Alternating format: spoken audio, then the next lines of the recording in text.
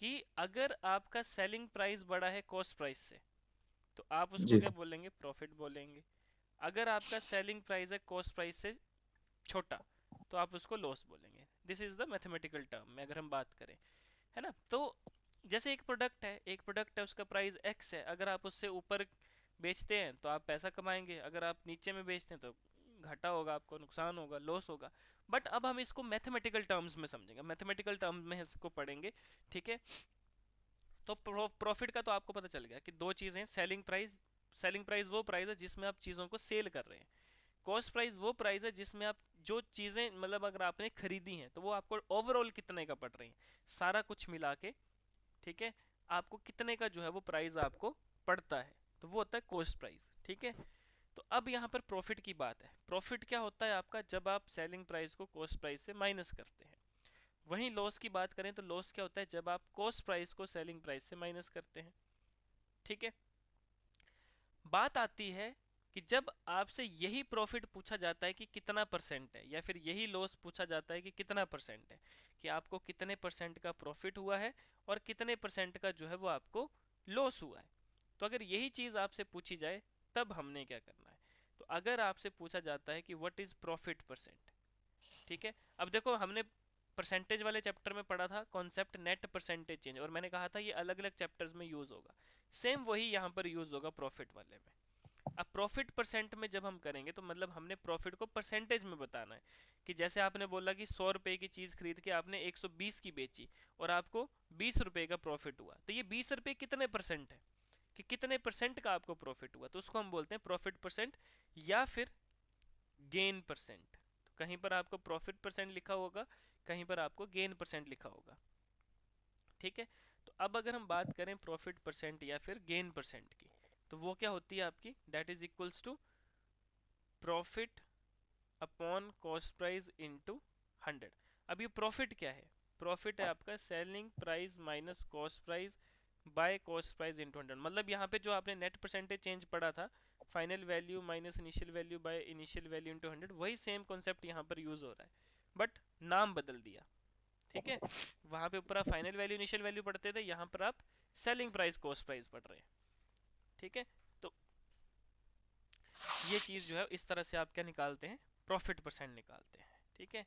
वहीं अगर आपको लॉस परसेंट निकालना है तो लॉस परसेंट कैसे निकालेंगे आप, तब आप लॉस को कंपेयर करेंगे कॉस्ट प्राइस इंटू 100, यानी कि C P minus S P by C P into 100 करेंगे, ठीक है।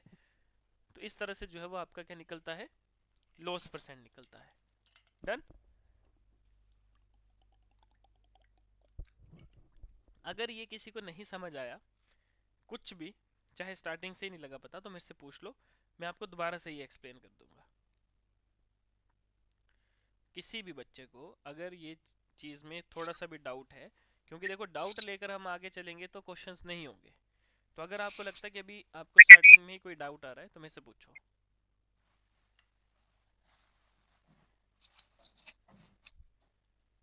सपना क्लियर है ये, यस सर। बाकी सबको क्लियर है, तो फिर हम इसके करेंगे क्वेश्चंस, ठीक है। चलिए, अभी आपने साथ साथ में इसके क्वेश्चंस करने जितने भी अभी हम कर पाएंगे, ठीक है। टोटल इसके क्वेश्चंस हैं आपके आई थिंक 29, 29 30 के आसपास ही क्वेश्चन है। सबसे पहले आइए आप फर्स्ट क्वेश्चन पे, देखिए।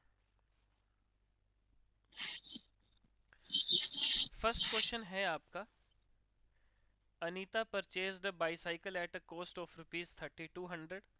She sold it at a loss of rupees 240. At what price did she sell the bicycle? करो जरा। आपको बोला कि अनीता ने परचेज करी है एक बाईसाइकिल 3200 रुपये में, ठीक है। उसने जब ये सोल्ड करी तो उसको कितने का लॉस हुआ, 240 का लॉस हुआ।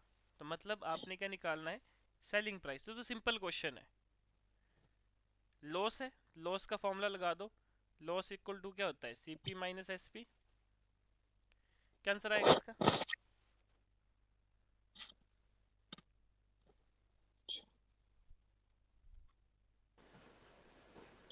बताओ भाई।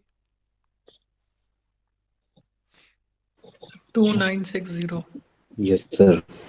2960। बाकी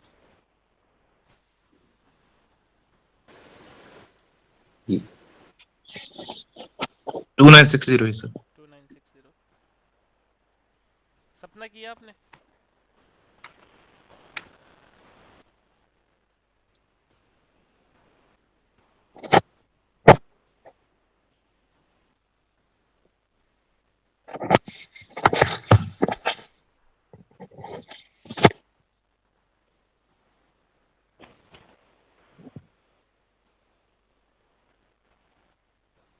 हाँ जी सपना।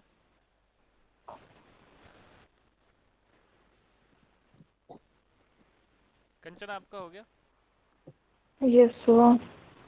देखो, आपको बोला कि loss equal to C P minus S P, ये आपको ऑलरेडी पता है।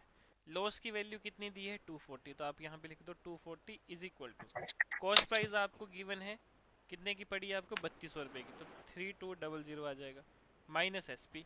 तो बस आपने एस पी की वैल्यू निकालनी है, तो माइनस एस पी को उस साइड ले जाओ तो ये प्लस एस पी बन जाएगा, प्लस 240 को उस साइड ले जाओगे तो माइनस 240 बन जाएगा, यानी कि 3200 माइनस 240, तो एस पी की वैल्यू कितनी आ जाएगी? 2960। सिंपल क्वेश्चन ये।